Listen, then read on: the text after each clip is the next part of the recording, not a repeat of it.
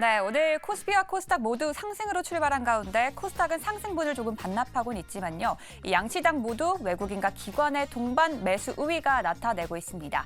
자, 그럼 오늘 또 수급이 몰리고 있는 종목들은 어떤 것들이 있을지 함께 체크해 보시죠. 일단 어제 시장에서 외국인들이 담은 종목부터 체크를 해보겠습니다. 역시 반도체 대장주 보이고요. 그리고 합병을 앞두고 있는 셀트리온 헬스케어와 또 내년 이제 긍정적인 실적 전망을 앞둔 네이버, 그리고 어제 2차 전지 중에서는요. 배터리 사업을 확장하고 있는 포스코 퓨처엠의 수급이 몰렸습니다. 그럼 이 기업들 오늘은 어떨지 함께 오늘 수급도 체크를 해보시죠. 외국인들 오늘 시장에서요. 2차 전지 중에서는 포스코 퓨처엠이 아닌 에코프로와 포스코 홀딩스를 사고 있고요. 그리고 완성차 기업들에 집중을 하고 있습니다. 오늘 또 국내 기업 중에서 현대차가 프랑스 전기차 보조금이 대상이 됐다라는 소식이 전해졌고요. 그리고 하나솔루션도 수급이 몰립니다. 미국 IRA 첨단 세액 공제 가이던스가 발표가 되면서 이 수혜를 받을 수 있는 태양광 기업 하나솔루션도 수급이 몰리고 있는 모습입니다. 그럼 기관들의 수급도 체크를 해보시죠. 어제 시장부터 살펴보시면요. 현금 배당 소식이 알려졌던 셀트리온에 가장 많은 수급이 몰렸고요. 2차 전지 중에서는 삼성, SDI, 그리고 어제 기관들은요. 카카오, 외국인은 네이버였는데요. 기관들은 카카오에 집중을 하는 모습이었고요. 그리고 의료 AI 기업인 루닛과 행동주의 펀드의 주주 환원책 요구가 계속해서 이어지고 있는 삼성물산까지도 수급이 몰렸습니다. 그럼 오늘 시장도 체크를 해보시죠. 기관들이 순매수하고 있는 종목입니다. 오늘 시장에서는 다시 한번 반도체 기업들이 들어옵니다. 삼성전자와 SK하이닉스 순매수하고 있고요. 그리고 코스피 200에 편입이 된 에코프로 머티리얼즈도 순매수하고 있습니다. 그리고 2차 전지 포스코홀딩스와 완성차 기업인 현대차까지 물량이 쏠리고 있네요. 그럼 개인 투자자들이 선택한 종목도 체크해 보시죠. 네, 어제 시장에서 개인들이 담은 종목들입니다. 일단 모빌리티 사업을 영위하고 있는 현대모비스 가장 많은 수급이 몰렸고요. 그리고 LS 머티리얼즈 계속해서 개인 투자자들이 순매수하고 있는 모습입니다. 그리고 2차 전지 중에서는 오늘 또 치료제 허가 소식을 알린 LG화학에도 수급이 몰렸고요. 바이오 기업인 삼성 바이오로직스와 또 CXL의 수혜주로 부각을 받았던 오픈엣지 테크놀로지까지 개인 투자자들이 사들이는 모습이었습니다. 이 수급을 통해서 오늘 시장에서는 어떤 힌트를 찾아낼 수 있을지 고수님들 바로 만나보시죠. 자동차주 이야기부터 좀 해야 될 것 같습니다. 김대중 고수님, 네. 어제 이 자리에서 현대위와 말씀하시면서 수급 특징주, 자동차 부품주, 자동차주를 봐야 합니다라고 말씀하셨는데 네. 어떻게 오늘 또 이렇게 뿅 하고 자동차주들이 이렇게 올라갈까요? 운이 좋았죠. 왜냐하면 어제 네. 말씀드리면서 부연에 어제 추가 설명을 드렸던 게 시장은 항상 순서를 가지고 업종 간의 주가가 움직이거든요. 네. 제일 먼저 반도체가 시장에서의 바닥점에서 지수를 끌어올립니다. 이때 분위기를 잡습니다. 반도체 종목들이 시장을 먼저 움직이고요. 네. 두 번째로는 전기전자가 움직입니다. 반도체가 움직이는 것은 지수를 끌어온다는 측면에서 외국인이 주식을 산다는 얘기거든요. 그 다음에 일정 수준에서의 지수가 올라가게 되면, 안착하게 되면 네. 그 다음에 기관이 들어오는데요. 기관이 매매하는 종목들은 주로 펀드에 편입되어 있는 그 옐로우칩이라고 하는 중가 대형주 종목들이죠. 이거 많이 삽니다. 그러면 네. 이 중가 대형주에 편입되어 있는 종목들이 주로 전기전자에 많이 있습니다. 그래서 기관들이 들어오면서 전기전자를 사고요. 지수가 일정 구간에 올라오게 되면 이제 실적을 투자자들이 바라봅니다. 실적 좋으면서 안 갔던 종목이 무엇일까? 그래서 자동차로 순환이 나타나는 거거든요. 네. 그래서 항상 우리나라 시장에서는 패턴이 있습니다. 반도체가 먼저 움직이고요. 전기전자가 흐름을 가져가고 그다음 자동차가 움직이는데 지금 시장에서의 큰 틀에서의 그 모습은 아주 큰 대형주. 예를 들어서 반도체의 삼성전자, 전기전자 LG전자, 자동차의 현대차 이런 종목이 먼저 움직이는 것이 아니고요. 소부장, PCB, 부품주 이 종목들이 먼저 움직이고 그 다음에 큰 주식들이 움직이는 시장 흐름이기 때문에 이러한 그 사이클에 의해서 시장 흐름을 예측을 해보면 당연히 자동차 부품주가 짧은 순환 구조에서의 전기전자 다음 바톤을 이어서 움직일 만한 시점이기 때문에 자동차 부품주에 대한 흐름을 이제 잡을 수 있는 거죠. 금리 인하 기대감도 있지 않아요? 물론 그런 환경적인 요인들이 다 작동을 저는 했죠. 기다리고 있거든요. 네. 제가 차를 탄 지 한 3년 좀 넘어가지고 바꾸고 할부리스. 싶은데 네.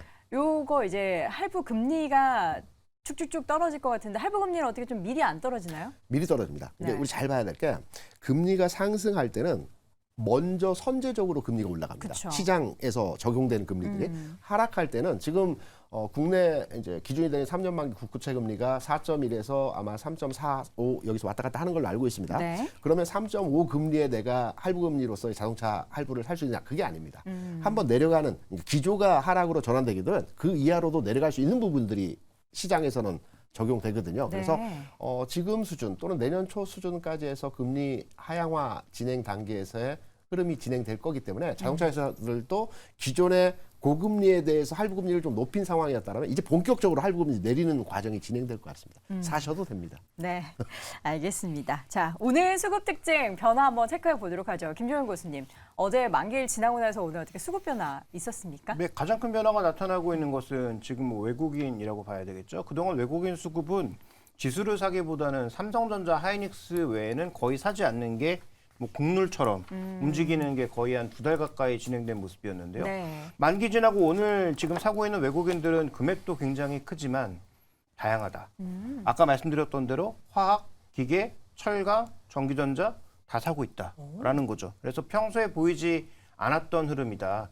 보통 이렇게 뭔가 종목을 조금 벌려서 산다고 하더라도 삼성전자, 하이닉스, 올인, 나머지 개별 종목 몇 개였는데 오늘은 개별 종목 몇 개가 아니라 업종으로도 비교적 덩어리가 큰 종목군들의 매수가 다 같이 유입되고 있다는 거죠. 그래서 외국인 매수의 금액도 크고 그다음에 종목이 조금 다양해지고 업종이 다양해지고 있다는 측면에서 아까 언급드렸던 시장 순환매의 어떤 한 고리가 나타나는 것인지 확인이 필요하다라고 말씀드리겠습니다. 네. 자, 그럼 종목 하나씩 꼽아 보도록 하겠습니다. 김민기 교수님, 어떤 종목 고르셨어요? 예, 오늘도 이제 반도체 쪽에 삼성전자를 얘기를 했는데 자꾸 반도체만 계속 가지고 오시고 삼성전자 계속 가지고 오시는데 혹시 취재하시는 그 취재처는 아니죠? 제가 지금 예. 뭐 취재를 열심히 이제 반도체 쪽을 하고 있습니다. 예, 근데 출입처라서 하시는 건 아니죠? 그런 건 아니고요. 이게 어제도 보면 MS, 구글, 메타는 좀 빠졌지만 반대로 저희 윤석열 대통령이 이번에 순방했던 네덜란드 반도체 노광 장비 기업 ASML은 한 2.5% 올랐거든요. 어. 그래서 또 필라델피아 반도체 지수도 한 2.67% 올랐습니다. 네. 이게 뭐 어제 뭐 인텔이 가우디 3 AI 칩을 좀 이게 공개했죠? 내보였는데 이게 보면은 AI 칩을 지금 계속 내놓고 있거든요. 그래서 엔비디아는 H100, AMD는 MI300X, 인텔이 이번에 가우디 3를 내놓으면서 AI 칩은 계속 나오고 있어요. 이게 근데 좀 다르다면서요? 뭐 인텔은 CPU고 뭐 이쪽은 GPU고. 그렇죠. 이제 엔비디아 GPU고 인텔은 네. 이제 CPU에 연결이 돼 있고 네. 결국 이제 특징 중에 하나는 누가 더 HBM을 많이 썼느냐를 홍보를 하더라고요. 우리는 뭐 1.5배 썼다, 더 많이 넣었다. 결국에는 뭐 빅테크 업체들이 좀 조정이 있지만 AI 기업들은 AI에 대한 투자와 이 사활을 걸고 있기 때문에 결국에는 쓸 수 있는 칩들이 이제 계속 들어가고 있는 상황이고 네. 여기들 좀 조정이 돼도 AI 반도체는 수요는 늘어날 것이다. 뭐 이런 시야가 있고요. 최근에 또 이제 제가 취재를 한 내용인데 삼성전자 중국 시안에 이제 낸드 플래시 공장을 가지고 있어요.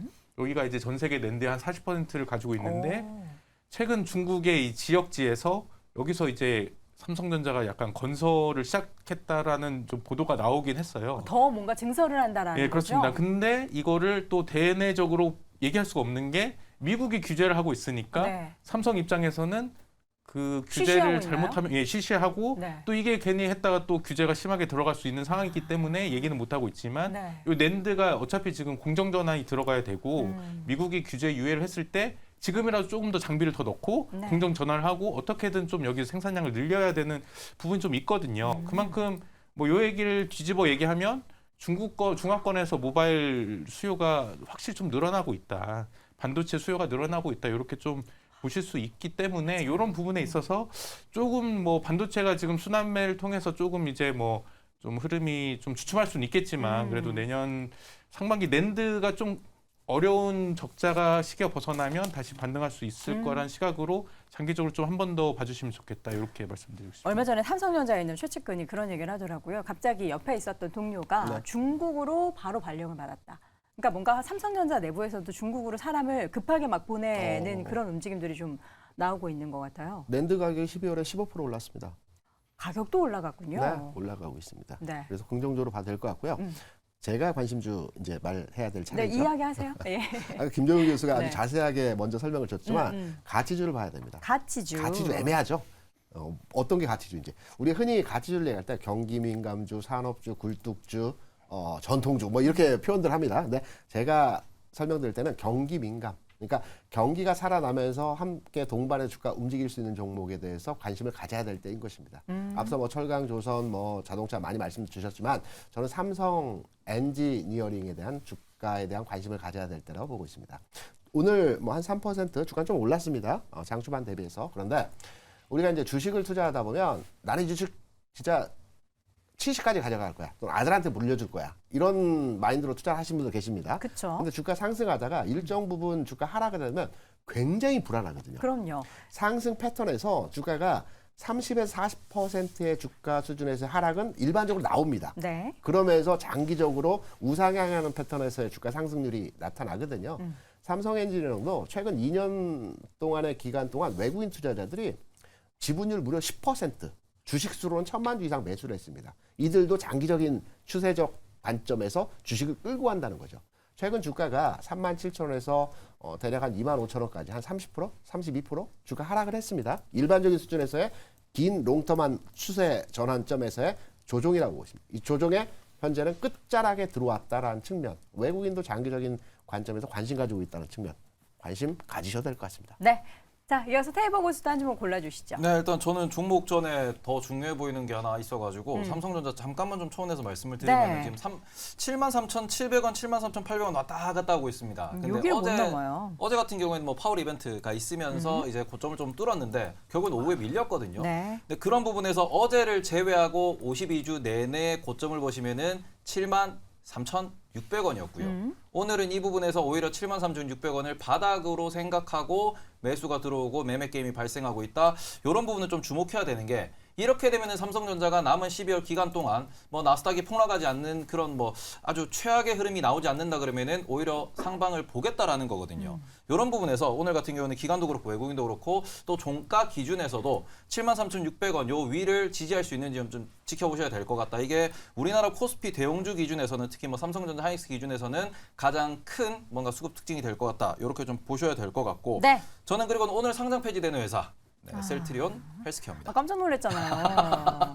아니 그렇게 말하면은 되게 뭐 큰일 나는 줄 알았잖아요. 셀트리온 헬스케어. 네, 역사 속으로 사라지는 기업이니까 상장 폐지라고 볼 수 있죠. 네. 근데 셀트리온 헬스케어 같은 경우는 지금 이게 한 3주 정도 들고 있으시면은 한 주, 셀트리온 한 주 받으시고 추가적으로 약간 현금을 받으실 수 있다 이렇게 보실 수 있는데 이제는 오늘 이제 종가까지 보유하시면은 거래 정지되고 1월 달에 셀트리온 주식으로 들어옵니다. 그러고 난 뒤에 지금 셀트리온이 어디로 갈 거냐에 대해서 이제 많은 뭐 분석들이 나오고 있는데 뭐 실적이 더 좋아질 거다, 영업이익률 올라갈 거다 이런 것도 보고서를 보시면 나와 있고 그리고는 지금 여전히 수급적으로 코스피 200에 포함되어 있는 셀트리온이 시가총액이 한순간에 50%가 증가하는 겁니다.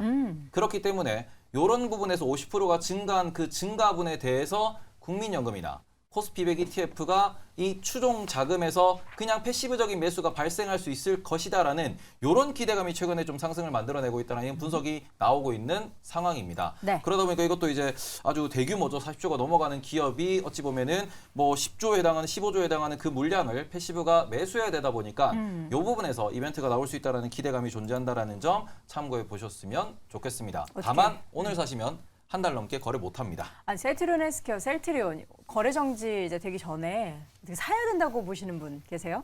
지금도 매력적이다. 미리 샀으면 모르되 지금 사기에는 변동성이 좀 있죠. 그래요? 셀트리온 헬스케어는 주가가 이렇게 내려와 있는데요?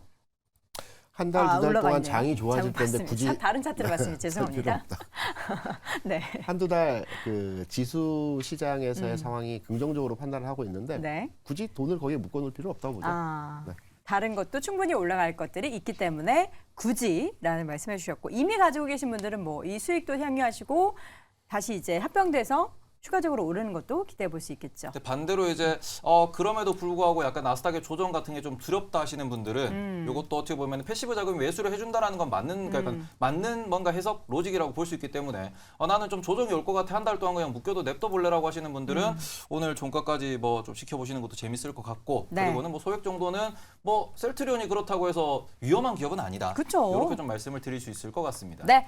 자, 이렇게 해서 우리 셀트리온 헬스케어도 들어봤고요. 김정유 교수님. 네, 저는 그 종문당을 좀 보고 있는데요. 뭐 종문당이 다 아시는 것처럼 그 계약 한번 그 라이센스 아웃 계약 한번 맺고 나서 주가가 업그레이드가 한번 됐죠. 아, 11월 초였습니다. 그리고 나서 주가는 그 영역에서 좀처럼 올라가지도 못하고 내려가지도 않고 2개월째 횡보하고 있는데요. 그러네요. 이 횡보하고 있는 구간에서 기관과 외국인들은 꾸준하게 사고 있는 오, 모습입니다. 왜 이렇게 많이 사요?